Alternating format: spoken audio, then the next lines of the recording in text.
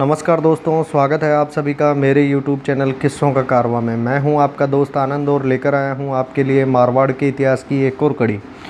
जी हां दोस्तों, आज की कड़ी में हम जानना चाहेंगे राव जोधा जी की संतति के बारे में। इतिहास में कुछ जगह राव जोधा जी के 19 पुत्रों का वर्णन मिलता है। पंडित गौरीशंकर हीराचंद ओझा कहते हैं कि इनके बहुत सारी पुत्रियाँ भी हुई थी। उनमें से एक का नाम राजबाई था और दूसरी का नाम श्रृंगार देवी था, जिसका विवाह महाराणा कुंभा के पुत्र रायमल से हुआ था, परंतु उसका नाम किसी भी ख्यात में नहीं मिलता। यदि यह गोसुंडी अभिलेख में नहीं मिलता तो गोसुंडी अभिलेख से ही पता चलता है कि उन श्रृंगार देवी उनकी पुत्री थी। राव जोधा जी की हाड़ी रानी जसमादे से राव निम्बा पैदा हुए। ये कुंवरपदे में ही मारे गए।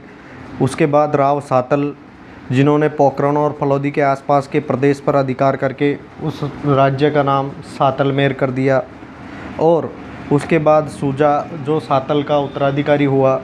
ऐसे 3 पुत्र हाड़ी रानी जसमादे से राव जोधा जी को हुए। उनके बाद भटियानी रानी सा पूरा से उनके करम सिंह, जिनके वंशज लास्ट में करम सिंगोत कहलाए।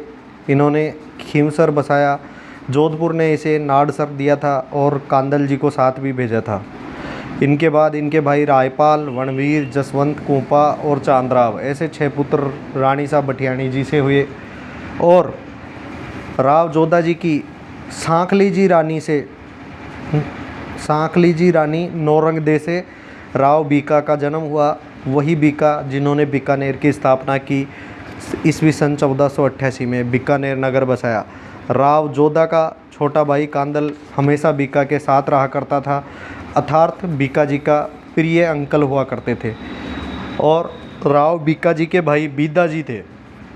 आगे चलकर इनके वंश वाले बीदावत कहलाए, जो बीकानेर राज्य में छापर द्रोणपुर को जीतकर वहां का अधिकार पहले जोधा जी ने जोगा को सौंपा था, लेकिन जोगा को अयोग्य पाकर उन्होंने वहां का अधिकार बीदा को दे दिया और उनके वंशज बीदावत कहलाए।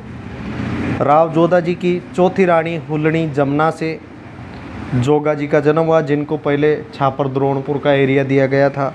और उसके भाई भारमल, जो सहोदर थे, इनके वंश वाले भारमलोत कहलाते हैं। राव जोधा जी की रानी सोनगरी रानी चंपा जी से राव दूधा का जन्म हुआ, जिन्होंने 1489 ईस्वी के अंदर अपना ठिकाना मेड़ते में बांधा और इनके आने वाले वंशज मेड़तिया कहलाए।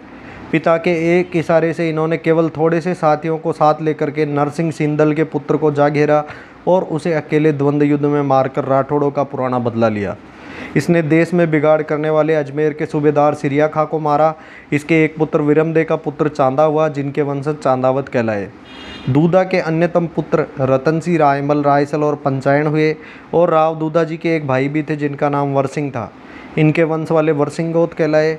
इनका एक पुत्र जेता हुआ।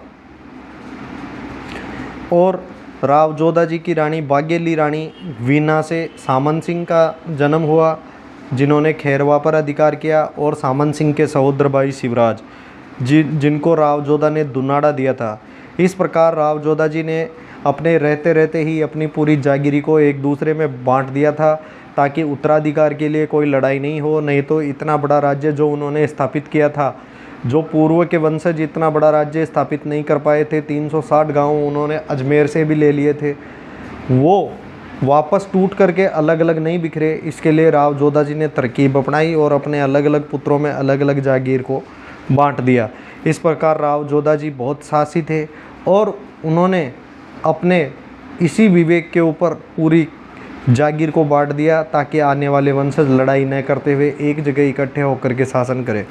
इतिहास के ऐसे ही किस्सों को जानने के लिए आप मेरे चैनल किस्सों का कारवां को लाइक, शेयर, सब्सक्राइब कीजिए। आपको इतिहास के अनेकों किस्से यहाँ पर मिलेंगे और अलग अलग प्लेलिस्ट में जाकर के अलग अलग राज्य के इतिहास का वर्णन आप देख सकते हैं।